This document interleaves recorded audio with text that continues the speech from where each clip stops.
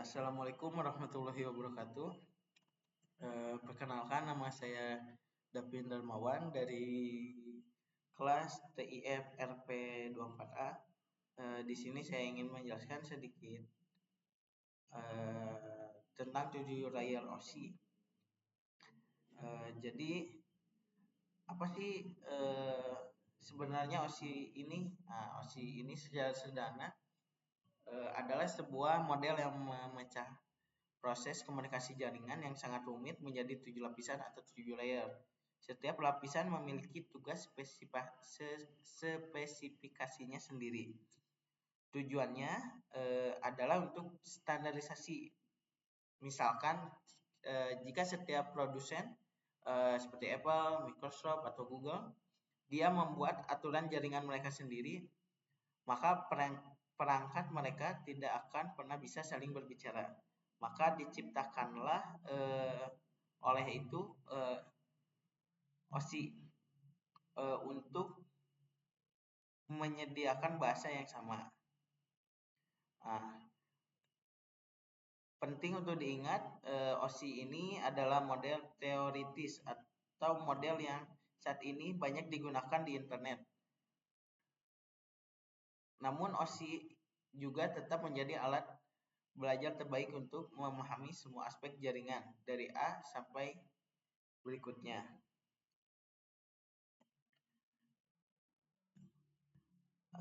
Di sini ada 7 lapisan OSI. Nah, kita bisa membacanya dari atas sampai ke bawah, dari layer 7 ke layer 1. Secara umum lapisan atas yaitu 765 berfokus pada aplikasi dan data pengguna, sedangkan lapisan bawahnya sisanya yaitu 4, 3, 2, 1 berfokus pada bagian data yang akan dikirimkan melalui jaringan.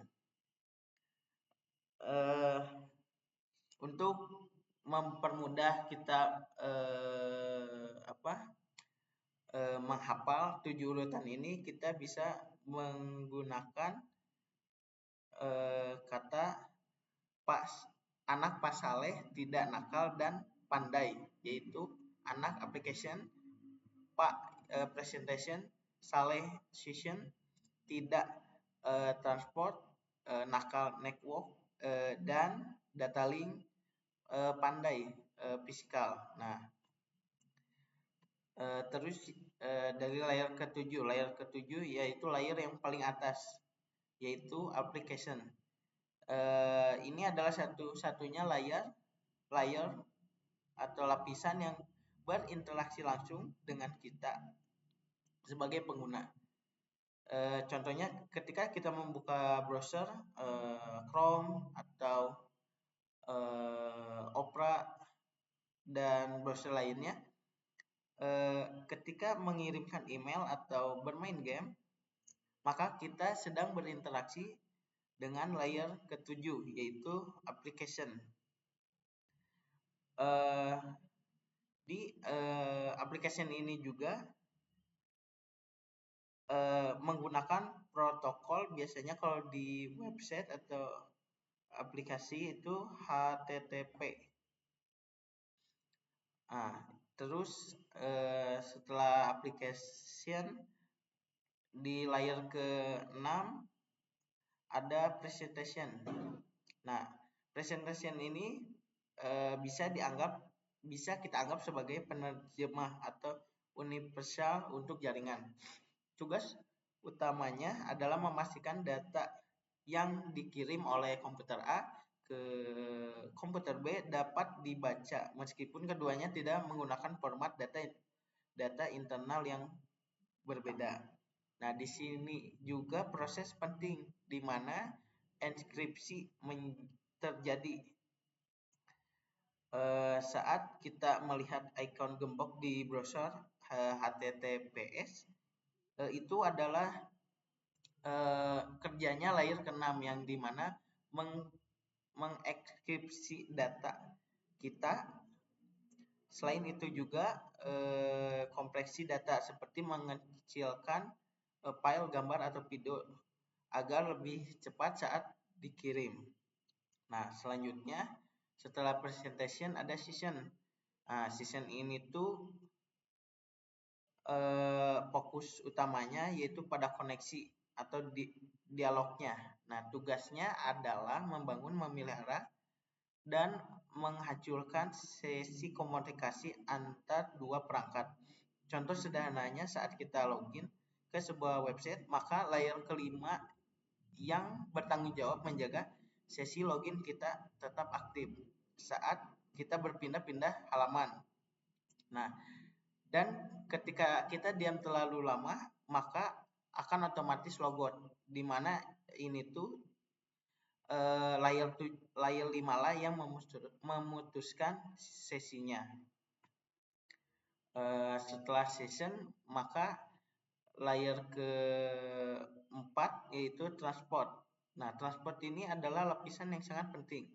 Lapisan ini bertanggung jawab atas pengiriman data atau satu host ke host lainnya secara utuh atau end to end.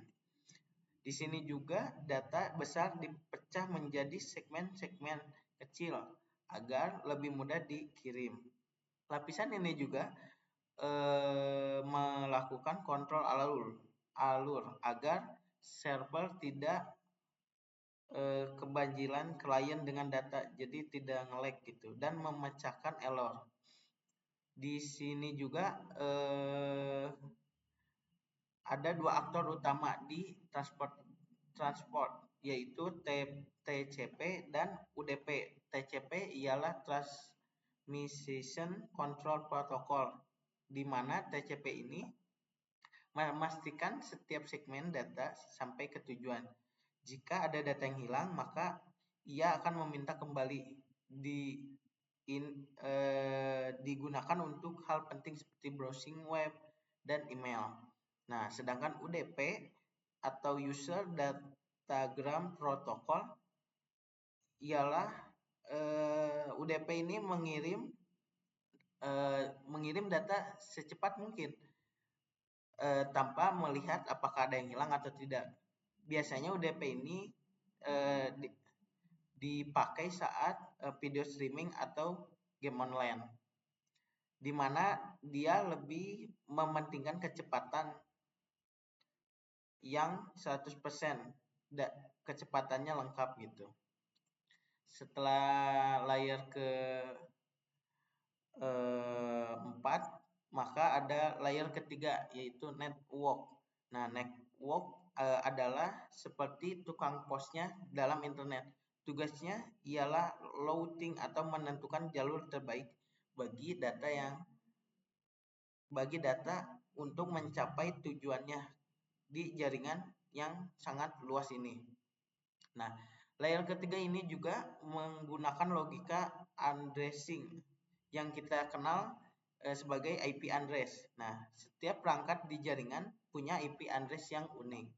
Perangkat utama di lapisan ini yaitu router. Router yaitu bisa membaca IP address tujuannya dan IP address tujuan. Router ini juga menentukan ke mana jaringan kita akan sampainya kemana. Dan layer kedua setelah network ada data link. Nah, data link ini sebagai kalau tukang pos antar kotanya, di mana dari satu komputer ke komputer lain dikirimlah oleh layer ini yaitu data link. Lapisan ini juga bertanggung jawab untuk mengirimkan data dari satu perangkat ke perangkat lainnya dalam jaringan lokal yang sama, misalnya dari laptop ke WiFi router yang ada di rumah. Untuk melakukannya, ia tidak menggunakan IP address, tapi ia menggunakan physical addressing atau yang kita kenal sebagai MAC address. Alamat ini unik dan tertanam permanen pada setiap kartu jaringan di NIC. Perangkat utamanya yaitu switch. Data di lapisan ini disebut sebagai frame. Dan layer pertama satu yang terakhir yaitu fisikal. Nah, fisikal ini tuh tentang fisiknya yang dimana lapisan ini tugasnya hanya satu, yaitu mengubah data kita yang ada di komputer menjadi sinyal fisik yang dikirimkan, atau sebaliknya, di mana kita bisa menggunakan kabelan sinyalnya adalah listrik. Jika kita pakai fiber optik, sinyalnya adalah cahaya, dan jika kita menggunakan WiFi atau Bluetooth, maka sinyalnya adalah gelombang radio.